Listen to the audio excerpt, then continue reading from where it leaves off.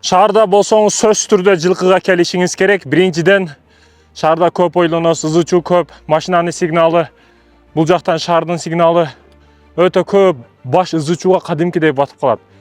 Ишенбесеңиз, сыртка чыгып, шаардын сыртына чыгып туруп, акырын шаардын ичине кирип барган эле кадимкидей ушу проблемалардын казаны кайнап жаткан бир кайнак казандын ичине кирип баргандай болосуз да. Ошолордон жеңилип арылыш үчүн дагы жылкыга сөзсүз түрдө келишиңиз керек, жылкы минишиңиз керек мекендешим. Бул биринчи себебинен болсо, экинчиден ошо урологиялык жактан оорулар, семиз эркектер өтө көбөйүп атат. Бүгүн фитнес залга чыкпайбы, жок дегенде жылкыга келип турушуң керек. Бул шарт нерселердин бири. Жылкыга аракет кыл, жылкы мин. Бул экинчи себептердин бири, урматтуу мекендешим. Үчүнчүдөн, кыргыз ар дайым согуштун ичинде болгон. Биздин каныбызда бар согуш маселелери негизи. Ата-бабаларыбыздан бери бүт жер талаш, мал талаш, мүлк талаш бизге кол салгандар өтө көп болгон, жылкыга өтө жакын болгон. Ошондуктан мекендешим не? Жылкыга жакын болуңуз, жылкыны минишиңиз керек. Ошо эрте окуганды, жылкыны сүйгөндү, жылкыга мамиле кылганды бүт үйрөнүшүбүз керек. Анан келип алып эле чабыш керек, миниш керек дебей, кичине келип сабызын берип, конфетин берип, жылкы менен сүйлөшүп, кадимкидей алдаганды дагы билиш керек мекендешим. Бисмилла. Чакыт чайнаса болобу дейт. Мен медреседе бир устаздардан көргөндө, улуу эле устаздар чакыт чайнашын көрүп, бул адепке туура келбейт деп көрөт элем да. Ал жерде 1000 окуучу бар, 1000 медресе, ол жердеги бирөөсүнүн хулиганыраак, бирөөсү тартиби башкачараак, 1000 адам менен 1000 башкача иштеши керек да. Ал жерде агай болуп жүрүш өзүнчө кыйын маселе. Билесиздер, медреселерге көбүнчө жакшы баласын бербейт. Хулиган, бандит бир баласын берет да. Анан ал жерде иштеш кыйын, тарбиялаш кыйын, характер башка. Ошол учурда чакыт чайнаганын көрөт элем, көрсө нерв кетип калбаш үчүн чайнайт экен да. Нерв өлүп калбасын деп, боз кыймылда турсун деп. Нерв үчүн чайнайт экен. Чындыгында кыйын маселелердин бири. Бул деген чайнай бер деген эмес. Чындап грамотный, баягы окумуштуу, сабаттуу адамдарды байкасаңыз, өзүндө чакчы көрбөйсүз. Неге? Көп жолугушуулар болот, көп улуу адамдар, сыйлуу адамдар менен жолугушат. Ошондуктан керектүү учурда да бул арам адал маселесин айтпай атам.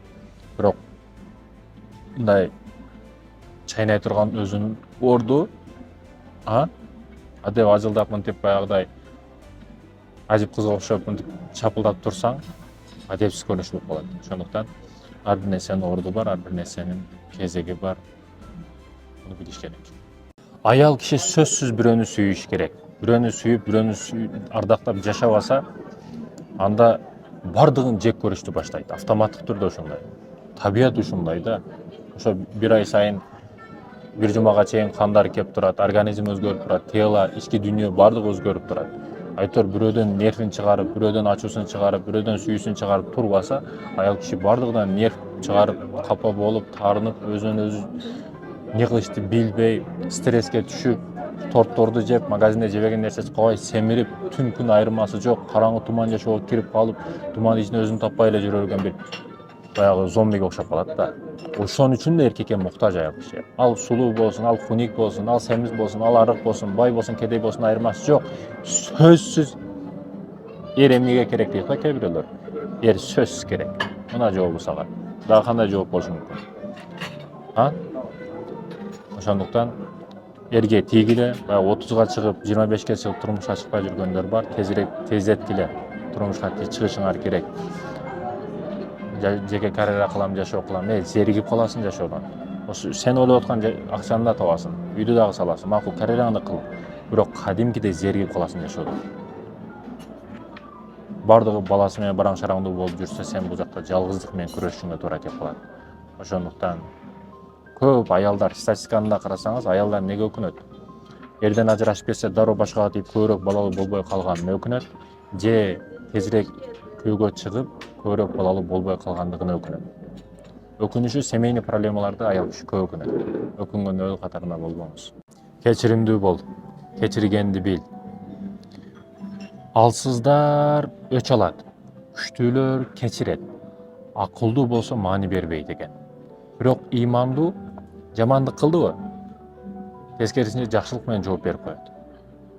Заправкада келип атат, артынан келип калды, полный бак мынага дагы куюп кой деп. Ага дагы төлөп коет. Жамандыкка жакшылык менен жооп берүү, сен өч алышты каалайсыңбы? Өч жакшы, эң жакшы өч жамандыкка жакшылык менен жооп берип коюп. Мындан өтөрү жок. Ал адамдагы ошентип жооп берсең, эртең жаныңа келип жолдош болот, дос болот сага. Чындап эркек адам экен бул дейт да. Ушундай адам болгон, душманың дагы сага таазим кылсын. Мындай адамдар чана кезишет. Бирок кыйын болушу да кыйын. Өч алгандардын кара статистикасы кандай? Өтө көпчүлүк.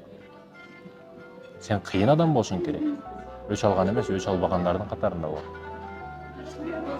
Өч алам деген адам өзүнө эле кыйнайт. Кыска өмүрдө 50-60 жыл өч алам деп чуркап жүрбө, арзыбай.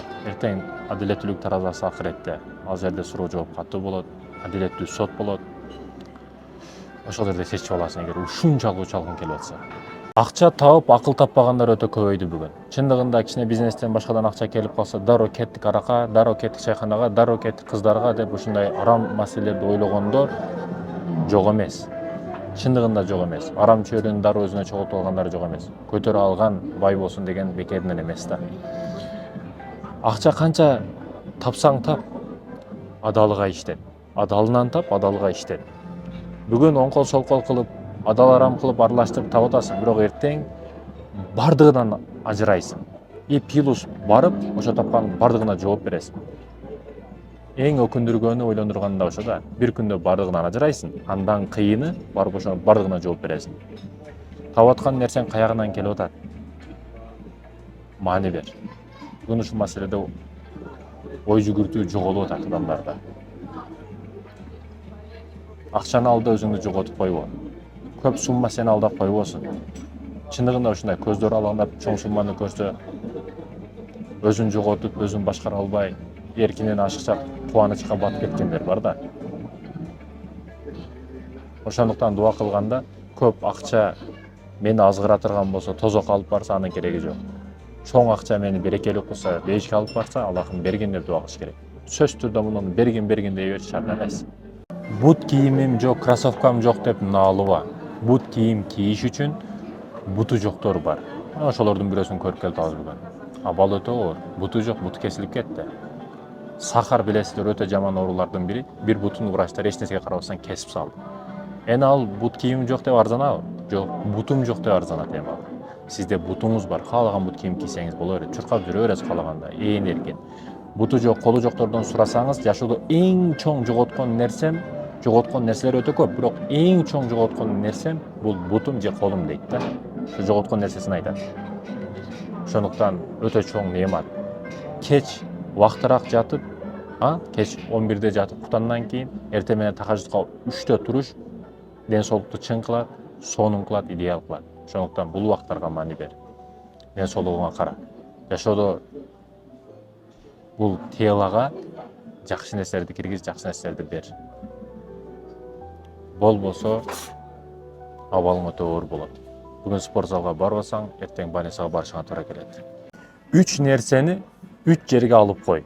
Биринчиден рахат, кайфты бейишке алып кой. Ал жердеги рахат чексиз. Бул жерде бир кыз менен зина кылсаң, акыретте өтө аябай катуу азап аласың. Бирок сабыр кылып, бир айга үйлөнүп, нике менен адал жол менен кыйналсаң да, семьяңды багып карап, чыдап жашай турган болсоң, акыретте бейишке киресиң, иншалла. Ал жерде кыздын түрү менен. Бир чачы көрүнсө, дүйнөдө күнүң да уялып кирип кете турган, уясына кача турган деңгээлдеги кыздар болот. Кайф, рахатты акыретке коюп кой экен. Ал эми уйкуну кабырга коюп кой. Бүгүн уктаба, аракет кылыш керек бүгүн. Тыным билбей турган жаштабыз азыр. Каныбыз кайнап, күчүбүз, акылыбыз бардыгы толуп турган учур бүгүн аракет кылышыбыз керек. Мекен үчүн, дин үчүн, Кыргызстан үчүн. Көп иштерди кылып койсок болот. Жеп ичип жата берген бул болбойт. Ал эми арзу хавас деп коет, мактаныш деп коет. Бул маселени, мактанууну акыреттин таразасы болот. Суроо жооп таразасы, жакшылыгың оорлук келип басып, бейишке мына кирдиң дей турган дела китебин колго берилген учурда мактансаң болот. Ага чейинки бардык сыноолор мактанышыңа арзыбайт. Ошондуктан бул 3 нерсени 3 жерге таштап кой, ишиңди кыл, аракетиңди кыл. Бул күн, бул учур дүйнө акыретиңди бүтүрө турган учур. Апам байкуштун ушул насааты сөзү тарбиясы эч эсимден кетпейт да. Апам ушу эжем бир туугандарым жыйналып ушу кичик кезибизден атаңар келсе дейт үйгө, анын колуна карабагыла, пакетине карабагыла, эмне алып келиптир деп колуна карабагыла эч качан. Жүзүнө карап жылмайып күтүп алгыла дейт эле да. Көчө өтө суук, көчө өтө жаман. Миңдеген гүрүби жүздөрдөн, охраналардан, шефтерден ар кимден ызы угуп, сөз угуп, силерди жылуу жерде кармаш үчүн, курсаңарды ток кылыш үчүн өзү суукта, өзү ачка карын, өзү көрүнгөндөн сөз угуп, бир жылмаюп тиш көрбөстөн ар кимден сөз угуп, акча таап силерге продукта бирдеке алып келет. Ага ар дайым жылмаюу менен, ыраазычылык менен үйдө күтүп алгыла. Анын пакетин эмес, жүзүнө карагыла, жылмайгыла дейт эле да. Апамдын ушул берген тарбиясы чындыгында ападан өтө көп нерсе зависит этет экен. Ападан өтө көп нерсе байланыштуу экен апага. Айтса болот эле да, атаңар азыр көчөдө ойноп жүрөт ар ким менен ойноштору менен. Десе дагы болот эле да. Бирок кандай тарбияны күчтүү берген апамыз. Ошондуктан да апам менен ата эч табылгыс мекендешим. Атам ата чындыгында өзү жыртык галошто жүрөт, бирок сен үчүн саартан кечке тынбай.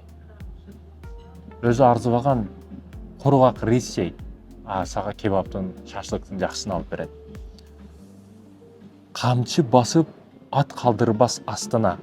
О аталар, таазим кылам жалпыңа. Келгин куштай келип кете бересиң. Ке бириңер кайткыс болуп артыңа. Эң жаман согуш өзүңдү өзүң жеш согушу. Өзүң менен өзүң согушасың. Эркектер көбүнчө машинасын айдап келип, үйгө кирбей машинанын ичинде көп нерсени өзү ойлонуп отурат. Кээде ал шүгүрчүлүк маселесинде, ал кээде эч нерсе жетишпей жаткандыктын айынан ойлонот. Аял менен ызычуу болуп кетти, эркек киши көчөгө чыгып кетти, ошол чындап эркек көчөгө чыгып ойлонуп келет да. Көп нерсени. Деди, ушул эле жетиштүү эркек кишиге, ал миңдеген нерсени ойлонуп атат. Аял киши 9 ай курсагында көтөрөт, анын өмүр бою көтөрө турган бардык маселесин тамак ашынан кийим кечесинче эркек киши болуп атпайбы? Көчөдө согушуп акча таап келет. Жумуш бардыгы бул согуш. Чындыгында согушка барып келип атат эркек киши. Ошондуктан эркек киши болуш кыйын, түшүнүш кыйын аны. Чындыгында ошондой.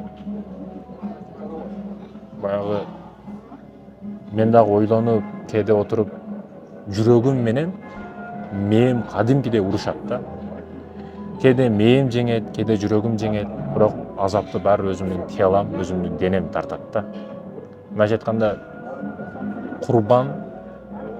курмандыкка өзүмдүн денем эле чалынып кала берет. Кээде жүрөк жеңет, кээде акыл жеңет. Ошондуктан өзүңдү менен өзүң урушуш бул эң кыйын урушуш экен.